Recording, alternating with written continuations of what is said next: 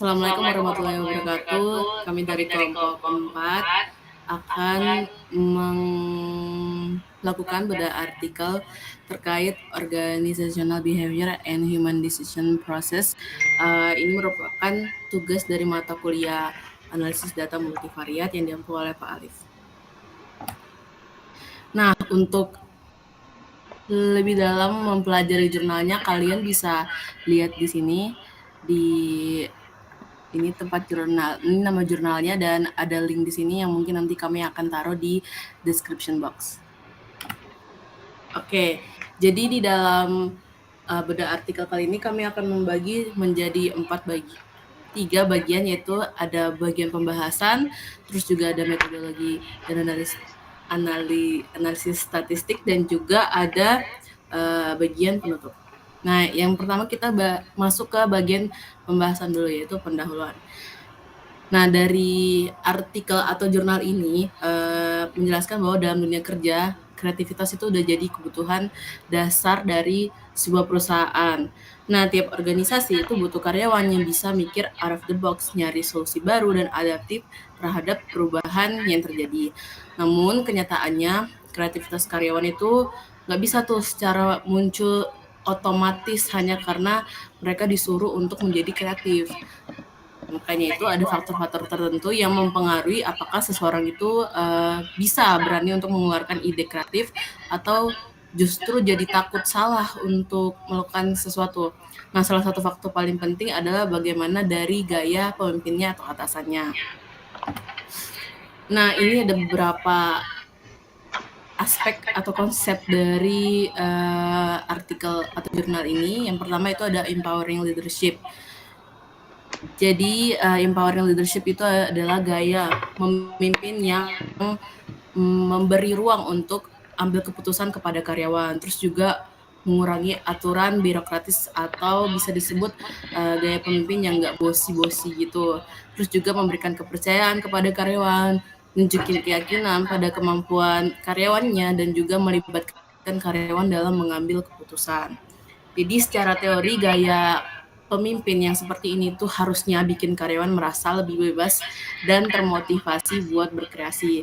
Tapi tentunya nggak semua orang atau ya sebagai pekerja nggak semuanya bisa dipimpin dengan cara yang seperti ini. Ada yang butuh sebuah arahan untuk memimpin. Jadinya gaya memimpin yang seperti ini itu bisa plus minus sih. Gitu. Lalu kita lanjut ke konsep selanjutnya, yaitu faktor yang mempengaruhi reaksi karyawan. Nah, di jurnal ini tuh juga memberitahu kita bahwa 2 karakteristik penting itu yang menentukan apakah environment bakal berhasil tuh ada 2. Jadi yang pertama itu ada uncertainty avoidance. Nah, dari uncertainty avoidance ini juga dibagi 2. Jadi ada UA yang tinggi sama UA yang rendah. Nah, UA yang tinggi ini suka diberi kepastian, suka dengan aturan yang jelas, dan juga nggak nyaman dengan situasi yang nggak pasti. Sedangkan UA yang rendah itu lebih fleksibel dan santai terhadap ketidakpastian. Nah, yang selanjutnya itu ada trust in supervisor. Jadi kalau karyawan itu merasa percaya dengan atasannya, merasa aman buat ambil risiko untuk merasa aman buat mengambil keputusan yang beresiko atau merasa aman untuk berkreativitas. Nah, kalau nggak percaya dengan atasannya, informan justru bisa terasa seperti jebakan. Nah, konsep yang terakhir itu ada self-efficacy. Jadi, creative self-efficacy yaitu rasa percaya diri bahwa dirinya mampu menjadi kreatif. Nah, jika seseorang atau karyawan tuh diberi kepercayaan, terus juga arahan yang jelas, terus hubungannya baik dengan supervisornya, kepercayaan dirinya naik, kreativitas lebih mungkin muncul. Jadi, self-efficacy ini sangat penting bagi setiap orang karena dengan memiliki kepercayaan terhadap kemampuan, tentunya pasti kita bisa melakukan apapun. Nah, gap penelitian ini kita masuk ke gap penelitian, yaitu penelitian sebelumnya belum menguji. Penelitian sebelumnya belum menguji, yaitu yang pertama ada interaksi 3 variabel sekaligus, yang dimana itu ada empowerment, UA, dan trust. Terus juga bagaimana ketiga variabel itu bisa mempengaruhi kreativitas nantinya dan apa mekanisme psikologisnya. Jadi apa yang mempengaruhi, menjembatani untuk mencapai kreativitas itu. Nah, tujuan penelitian untuk menguji kapan empowering leadership efektif, terus apakah empowering leadership itu butuh UA yang tinggi, atau butuh trust yang tinggi, atau butuh UA yang rendah, dan sebagainya. Terus juga menguji apakah ada interaksi 3 arah, dan juga yang terakhir untuk menguji apakah creative self-efficacy bisa menjadi penjelasan bahwa dia menjadi jembatan dari empowering leadership, UA tinggi, dan trust. Oke, selanjutnya akan dilanjutkan oleh teman saya. Oke, izin masuk Salvadia Salsabila NIM 20231070. Jadi di slide ini kita akan mencari tahu apakah gaya kepemimpinan itu bersifat memberdayakan atau empowering leadership. Itu bisa meningkatkan kreativitas karyawan. Tapi bukan cuma itu, di penelitian ini juga kita dapat melihat apakah efeknya bakal berubah kalau karyawannya punya tingkat UA yang berbeda, dan apakah trust atau kepercayaan karyawan itu kepada supervisornya juga berpengaruh. Nah, selain itu peneliti ini juga ingin tahu apakah creative self-efficacy atau rasa percaya diri seseorang untuk menjadi kreatif itu ikut menjadi perantara pengaruh tersebut. Nah, untuk sampelnya ini penelitian ini dilakukan 322 karyawan R&D dari perusahaan desain lampu hemat energi di Cina. Nah, R&D ini dipilih karena mereka memang tiap hari kerja dengan ide dan kreativitas yang cocok, yang ide dan kreativitas jadi cocok buat penelitian ini. Terus untuk pengumpulan metode datanya di sini memakai 2 sistem tahap atau timeline. Jadi dari awal para karyawan mengisi kuesioner yang mengukur 4 variabel utama. Nah, 2 bulan kemudian supervisornya menilai kreativitas masing-masing karyawan tersebut. Kenapa dipisah 2 bulan? Supaya hasilnya ini lebih objektif dan gak bias. Next. Nah, di sini kita akan mengukur variabel-variabelnya. Nah, di penelitian ini memakai skala yang memang sudah terbukti dan sering dipakai di penelitian psikologi organisasi. Empowering leadership ini diukur dengan 12 pertanyaan, UI-nya dengan 5 pertanyaan, dan terus dengan skala efek best trust, creative self-efficacy dengan 3 pertanyaan, dan kreativitas dinilai oleh supervisor pakai skala 13 item. Semua alat ukur ini reliable karena nilai Crouchbox alpha-nya di atas 0,79. Nah, di sini ada beberapa langkah penting. Pertama, penelitian melakukan CFA untuk memastikan setiap variabel benar-benar terpisah dan diukur dengan baik. Kedua, pakai hierarchical regression untuk melihat apakah masing-masing variabel itu berpengaruh sendiri dan apakah ada pengaruh gabungan seperti interaksi 2 arah dan 3 arah. Nah, terus penelitian tuh memakai simple slope analysis untuk melihat kondisi tertentu kapan empowerment itu efektif. Misalnya apakah hanya bekerja pada karyawan dengan UI tinggi. Terus peneliti pakai analisis mediasi untuk melihat apakah kreatif self-efficacy benar-benar menjadi perantaranya. Next. Nah, dari hasil studi tadi ditemukan bahwa ada 3 interaksi yang signifikan antara empowering leadership, UA, dan trust. Artinya efek empowerment ini tidak sama untuk semua orang. Hasilnya itu bergantung pada 2 hal, apakah karyawannya punya UA yang tinggi dan apakah mereka percaya pada supervisornya. Nah, empowering leadership terbukti paling efektif kalau karyawan punya UA tinggi.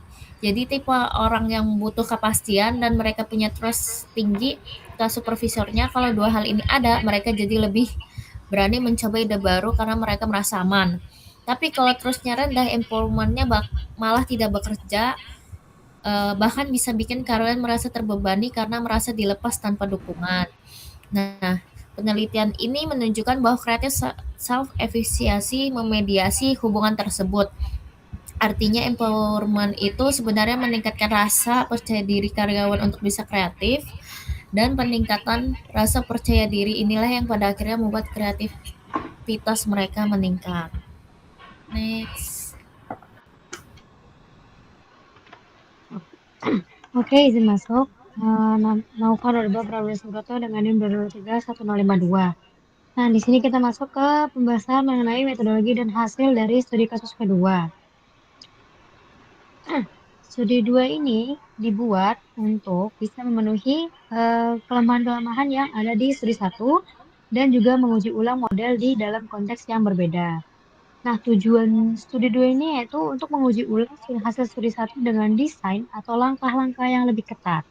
Lalu melihat apakah model itu juga berlaku di industri lain, bukan hanya di industri R&D. Lalu yang terakhir, tujuan terakhir yaitu menambah kontrol statistik agar hasilnya lebih kuat. Lalu untuk sampel di studi 2 ini yaitu 199 karyawan pabrik metal yang bekerja di production line otomatis. Kreativitas dalam pekerjaan mereka itu nggak seluas atau se-eksplisit dari R&D. Maka dari itu di studi 2 ini mereka tuh mengetes apakah model tetap berlaku di konteks yang berbeda. Next.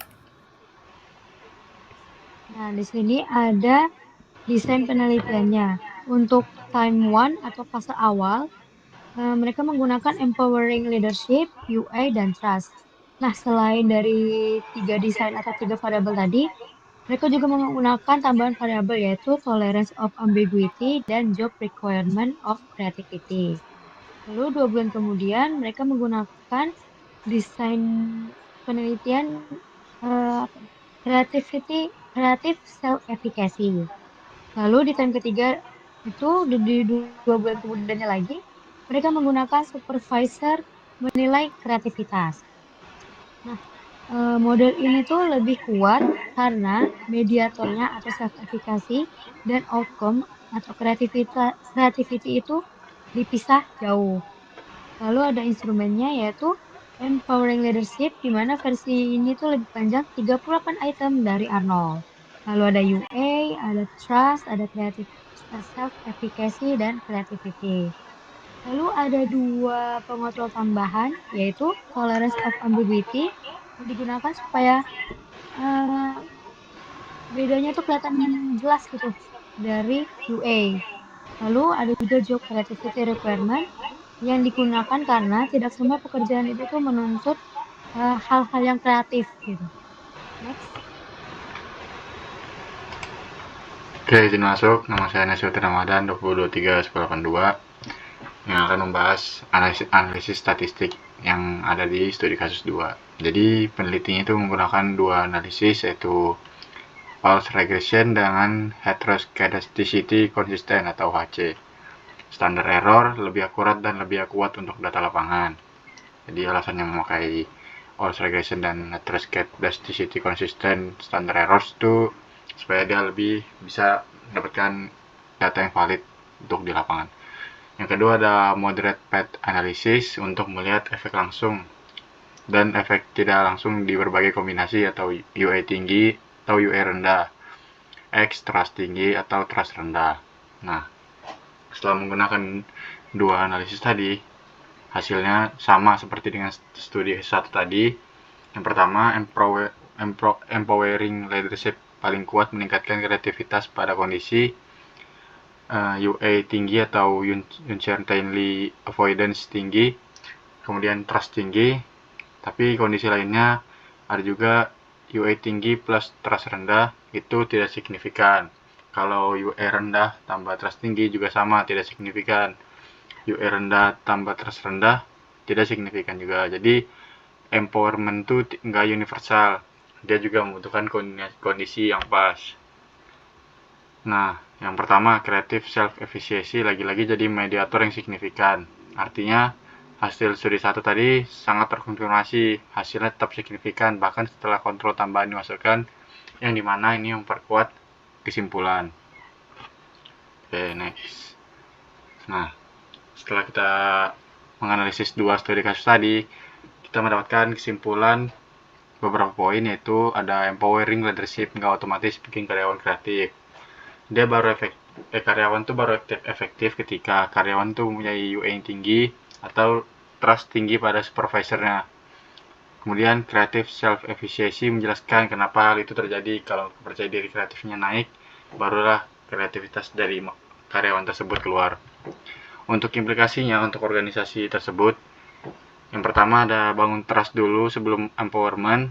Kemudian kenali karyawan yang UA-nya tinggi, mereka butuh kepastian dan assurance. Lalu empowerment harus dibarengi arahan yang jelas, bukan dilepas begitu saja. Mungkin itu saja. Terima kasih atas teman-teman yang sudah mendengar atau Bapak dosen. Setelah kita melakukan analisis pada 2 studi kasus tadi. Dari kelompok 4, izin tutup. Assalamualaikum warahmatullahi wabarakatuh.